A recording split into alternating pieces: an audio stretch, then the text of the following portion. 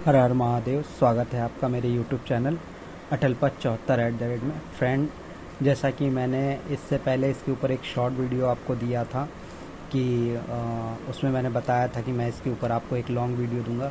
तो हो सकता है कि ये फर्स्ट पार्ट में ही हो जाए।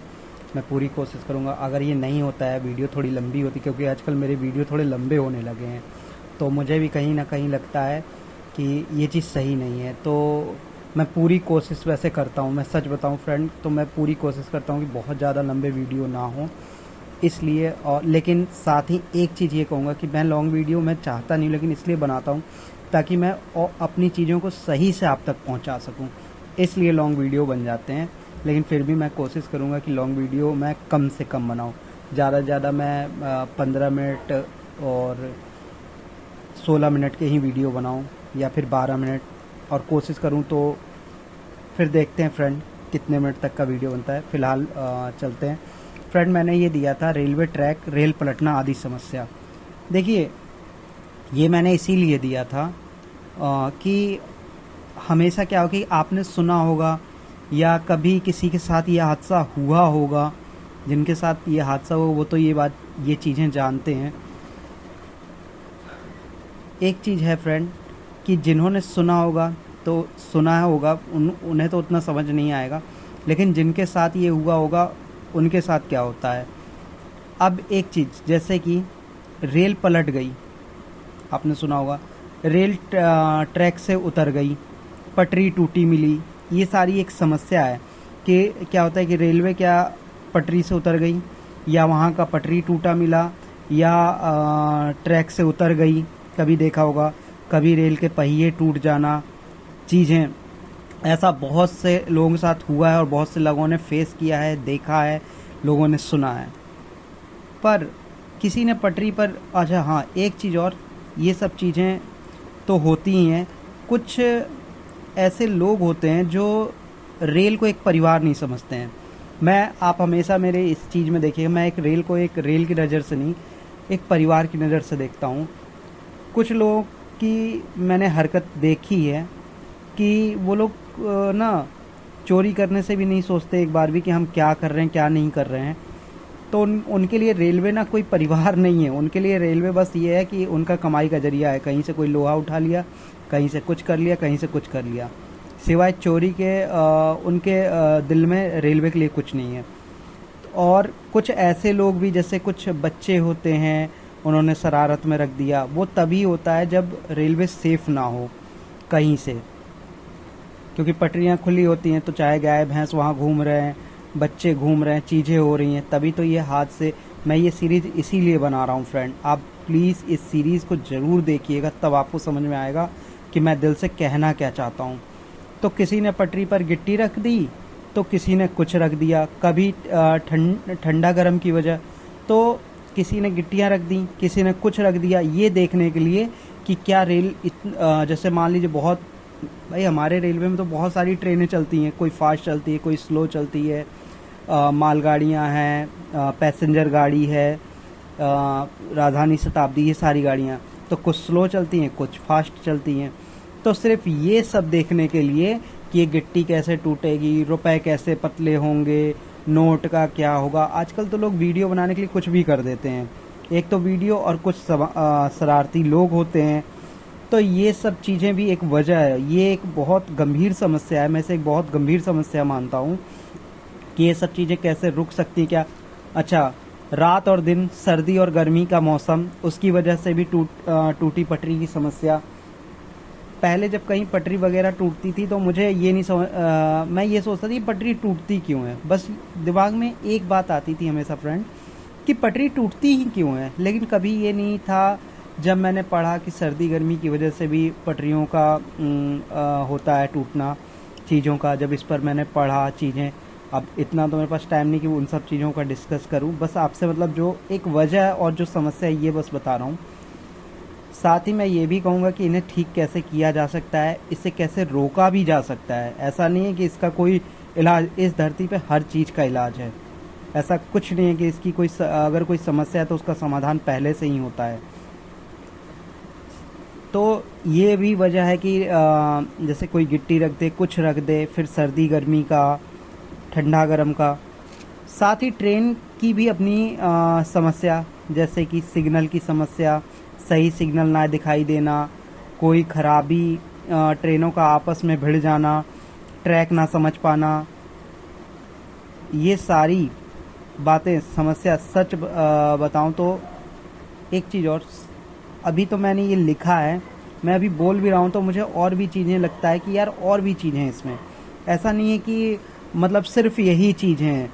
सच बताऊं फ्रेंड तो और भी चीज़ें लगती हैं कि इसमें और भी चीज़ें हो सकती हैं, जैसे ख़राब सिग्नल का सही से ना देख पाना, और ट्रेनों के आगे जो शीशे लगे होते हैं उनमें भी कभी कभी थोड़ी सी समस्या रहती है। बहुत चीज़ें होती हैं, बेसिक बातें होती हैं, लोगों के लिए बेसिक ज़रूर होती हैं, लेकिन सच्चाई बताऊं तो इन्हीं बेसिक बातों की वजह से आए दिन हादसे होते हैं। आप बहुत सारी चीज़ें उठाकर देख लीजिए कि आप जब रेल हादसे आप देखेंगे सुनेंगे तो आपको खुद समझ में आएगा। उसके बाद रेल ट्रैक पर काम करने वालों की समस्या। आप कभी जाइएगा, आप फ्रेंड कभी मिले हों शायद उनसे जो रेलवे ट्रैक पर काम करते हैं, उनसे कभी जाके मिलिए। उनकी अपनी एक समस्या होती है, चीज़ें होती हैं। हम लोग अगर कहीं जॉब करते हैं तो 2 पल के लिए किसी छत के नीचे हो जाते हैं, कहीं साइड से हो जाती चीज़ें। उनका तो सीधे पूरे मेन लाइन पे काम करना होता है उनको, सारी चीज़ें लाइन बाय लाइन। आसपास कहीं पेड़ है तो रुक गए, नहीं तो कहीं कहीं तो आसपास पेड़ भी नहीं होते हैं, सीधे लाइन पे भूतों की तरह चलते चले जाओ। तो उनके उनकी नौकरी, मतलब मैं बस सिर्फ आपसे कह नहीं सकता हूँ, क्या मैं बताऊँ इस नौकरी के लिए, बस मेरे पास शब्द नहीं इस नौकरी के लिए। वो भी समस्या है, वो बताते नहीं हैं, सच में ये बताते नहीं, लेकिन बहुत समस्या होती है, ऐसी बहुत सी समस्या जिनका मिल बैठकर इस पर एक अच्छा काम किया जा सकता है। सच में इस पर अगर सब मिल बैठकर अगर हम लोग इस पर चर्चा करें, इस चीज़ पर, तो इस समस्या का अच्छे से समाधान हो सकता है। और इस पर भी मैंने बहुत अच्छा सोचा है। मैंने इस पर बहुत सोचा, मुझे लगा थोड़ा ज़्यादा पैसा खर्च कर लें तो हम ये सब हादसा रोक सकते हैं। पैसे के साथ साथ एक बेहतर सोच होना बहुत ज़रूरी है। मैंने एक चीज़ बोला कि थोड़ा इंसान 2 रुपए ज़्यादा खर्च कर ले, लेकिन अगर चीज़ अच्छी हो तो उसे दिक्कत नहीं होती है। और फिर बात यहाँ कोई अच्छे बुरे की नहीं है, बात यहाँ लोगों के जान की है। और रेलवे में कोई 1-2 लोग ट्रैवल नहीं करते हैं, बहुत से लोग ट्रैवल करते हैं। तो बात उनके जान की, उनकी सेफ्टी की है। और रेलवे ने हमेशा एक चीज़ पहले रखा है, सुरक्षा, संरक्षा, समय पालन। तो इस चीज़ पे रेलवे चलता है।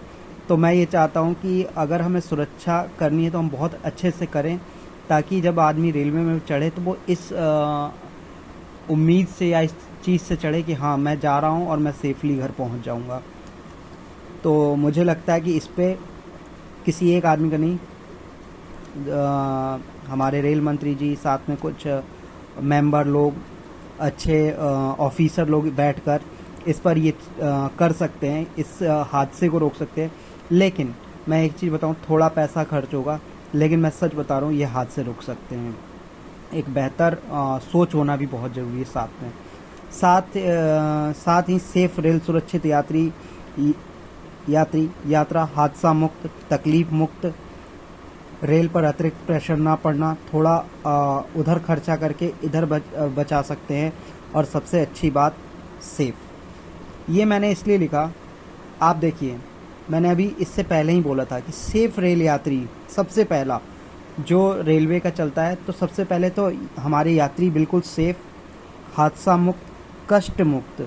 जो तकलीफ़ होती है, मान लीजिए कोई मर गया तो उसको पता ही नहीं, लेकिन ये तो उसके घर वालों को पता है। लेकिन जो बच जाता है, जिसकी पैर कट जाता है, किसी को कोई भयंकर चोट आ जाता है, भाई हम क्या कर सकते, ज़्यादा से ज़्यादा उसके ऊपर पैसे खर्च कर सकते हैं, लेकिन वो तकलीफ़, वो समस्या से तो वही गुजरेगा।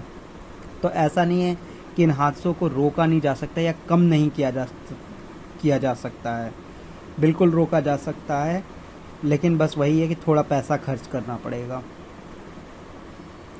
और एक चीज़ मैंने ये क्यों कहा, थोड़ा आप उधर खर्चा जो करते हैं, देखिए अगर कहीं हादसा होता है तो रेलवे को बहुत एक नुकसान नहीं झेलना पड़ता। आप मेरी सीरीज जाके देखिएगा, रेलवे को एक नुकसान बिल्कुल नहीं झेलना पड़ता, बहुत नुकसान झेलना पड़ता है। सबसे ज़्यादा अगर नुकसान झेलता है तो रेलवे झेलता है।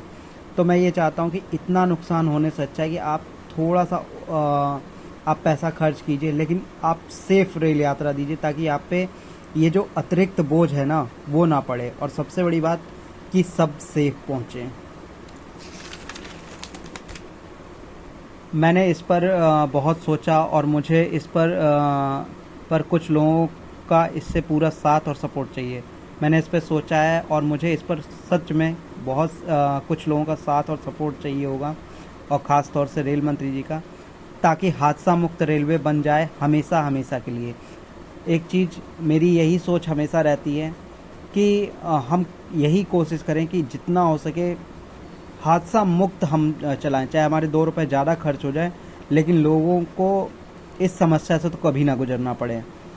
मुझे ऐसा भी लगा, कभी कभी मैं रियल में सोचता हूँ कि रेलवे को एक बार फिर से रेलवे ग्रुप डी शुरू करनी चाहिए। पोस्ट बेशक कम पोस्ट हो, कम सैलरी हो, कम सुविधा हो, लेकिन ये पोस्ट फिर से रेलवे को शुरू करना चाहिए।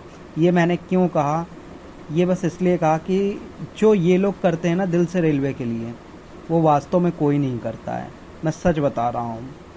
रेलवे ने ये ग्रुप डी ख़त्म ज़रूर कर दिया है, लेकिन मैं सच कहता हूँ ये वापस से शुरू होना चाहिए।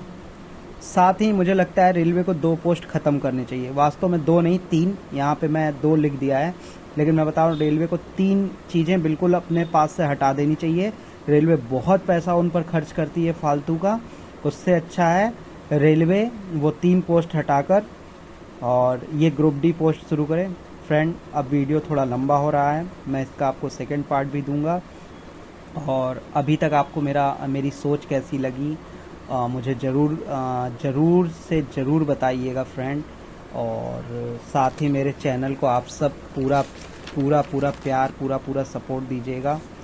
और अटल पथ 74 ये मेरा यूट्यूब चैनल है, आप इसको प्लीज़ लाइक शेयर सब्सक्राइब कीजिएगा। साथ ही हमारे रेल मंत्री जी को मेरी ये सोच कैसी लगी आप लोग ज़रूर मुझे बताइएगा। और अपना प्यार, अपना सब कुछ मेरे इस सीरीज़ को ज़रूर देखिएगा फ्रेंड, ताकि आपको ये समझ में आएगा कि मैं ये क्यों बना रहा हूँ या किस चीज़ पर बना रहा हूँ। धन्यवाद फ्रेंड।